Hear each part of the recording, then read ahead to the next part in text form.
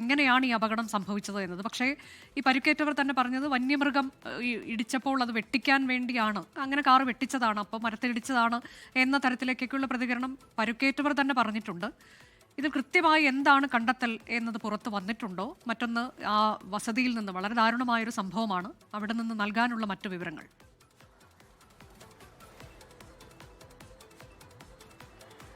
നമ്മളിപ്പോൾ ഉള്ളത് റോഹൻ സന്തോഷിന്റെ വീടിന് മുമ്പിലാണ്. നമുക്ക് ആ വീടിന്റെ മുൻപിലേക്ക് ക്യാമറ കൊണ്ട് ചെല്ലാൻ കഴിയാത്തൊരു സാഹചര്യമുണ്ട്. എന്തായാലും നമ്മൾ അവരുടെ മാനസികാവസ്ഥ കൂടി കണക്കിലെടുക്കേണ്ടതുണ്ട്. ആ വഴിയിലാണ് നമ്മളിപ്പോൾ ഉള്ളത്. റോഹൻ സന്തോഷിന്റെ സംസ്കാരം എന്തായാലും ഇന്നുണ്ടാവില്ല.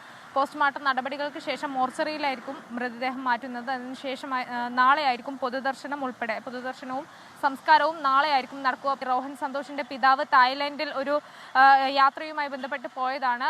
പിതാവ് എത്താൻ വേണ്ടി കാത്തിരിക്കുകയാണ് കുടുംബം. ഒപ്പം നാളെ പിതാവ് എത്തും. അതിനുശേഷമായിരിക്കും പൊതുദർശനവും സംസ്കാരവും ഉണ്ടാവുക എന്നാണ് മനസ്സിലാക്കുന്നത്. ഈ അപകടത്തിൽ 6 പേരായിരുന്നു ആ കാറിൽ ഉണ്ടായിരുന്നത്. റോഹൻ സന്തോഷ്, റോഹൻ രഞ്ജിത്ത്, ഒപ്പം മറ്റുള്ളവർ കൂടി. ഈ അപകടത്തെ തുടർന്ന് ഈ രക്ഷാപ്രവർത്തനം നടത്തുന്ന ഘട്ടത്തിലൊക്കെ ഈ പരിക്കേറ്റവർ പറഞ്ഞിരുന്നത് വന്യമൃഗം, അതായത് കാട്ടുപന്നി കുറുകെ ചാടി ഇതിനെ വെട്ടിക്കാൻ ശ്രമിക്കുന്നതിനിടെയാണ് നിയന്ത്രണം വിട്ട് കാറ് മരത്തിലിടിക്കുന്നത്. പിന്നീട് കാറ് തിരിഞ്ഞ്, നമ്മൾ നേരത്തെ തന്നെ ആ ദൃശ്യങ്ങളിലൊക്കെ കണ്ടതാണ്, അത്രത്തോളം ഭീകരത തോന്നിക്കുന്നത് തന്നെയായിരുന്നു ആ ദൃശ്യങ്ങൾ. മരത്തിലിടിച്ചതിന് ശേഷം വാഹനം തിരിഞ്ഞാണ് പിന്നീട് പാടത്തേക്ക് മറിയുന്നത്.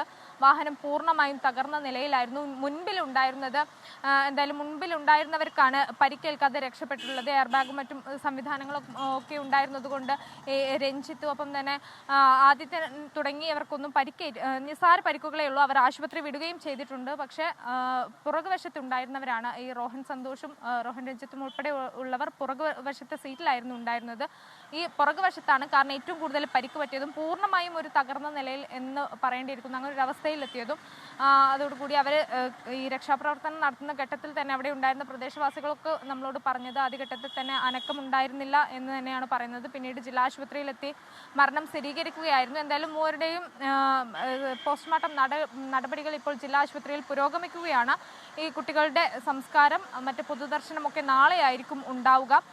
ഒപ്പം തന്നെ മറ്റ് ഈ പരിക്കേറ്റ കുട്ടികൾ അവർ ആദ്യഘട്ടത്തിൽ നേരത്തെ സൂചിപ്പിച്ചതുപോലെ തന്നെ കാട്ടുപന്നി കുറുകെ ചാടിയാണ് അപകടം ഉണ്ടായി എന്ന് പറഞ്ഞു.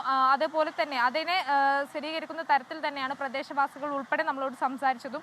ഈ മേഖലയിൽ നിരന്തരം കാട്ടുപന്നി ശല്യമുണ്ട്.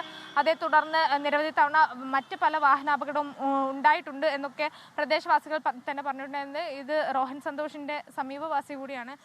ചേട്ടാ, എന്താണ് ഈ കുടുംബത്തിനെ അറിയുന്നതാണ്? പിന്നെ എനിക്ക് അവരുടെ മുത്തശ്ശൻ ഒന്നര അറിയും. അവർ കംപ്ലീറ്റ് ഞാൻ കണ്ട് പരിചയപ്പെട്ടവരാണ്. ഇപ്പം കുറേ കാലമായിട്ട് ഇവിടെ ഇരിക്കണവരാണ്. അപ്പം അവൻ പഠിപ്പ് കഴിഞ്ഞ് അച്ഛനെ സഹായിക്കാൻ വേണ്ടിയിട്ട് വർക്ക്ഷോപ്പിലും ഇതിലൊക്കെ പോയിക്കൊണ്ടിരിക്കുന്നുണ്ട്. അത്രയും നല്ല കുട്ടികൾ, നമ്മൾ ഡെയിലി പോകുമ്പോൾ കാണും. നല്ല കുട്ടികളാണ്.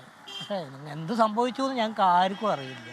ഞങ്ങൾ രാവിലെ 8 മണിക്ക് ഈ സംഭവം അറിഞ്ഞത്, പത്രം നോക്കുമ്പോഴാണ് അറിഞ്ഞത് ഈ കാര്യം. ഭയങ്കര സങ്കടമായിപ്പോയി. എന്തറിയോ, ഒരു 10-22 വയസ്സായ കുട്ടിയൊക്കെ പോകുമ്പോൾ എല്ലാവർക്കും അവരുടെ കുടുംബത്തിനടക്കം അത് ഭയങ്കര പ്രശ്നമായിട്ട് വരും. ഭയങ്കര സങ്കടമുണ്ട് കേൾക്കുമ്പോൾ. ലോകത്തെവിടെയായാലും ഏത് സമയത്തും 24 വാർത്തകളും ഓഗ്മെന്റഡ് റിയാലിറ്റി പാക്കേജുകളും എക്സ്പ്ലെയിനറുകളും വിശദമായി കാണാൻ ഞങ്ങളുടെ യൂട്യൂബ് ചാനൽ നിങ്ങൾക്ക് സബ്സ്ക്രൈബ് ചെയ്യാം.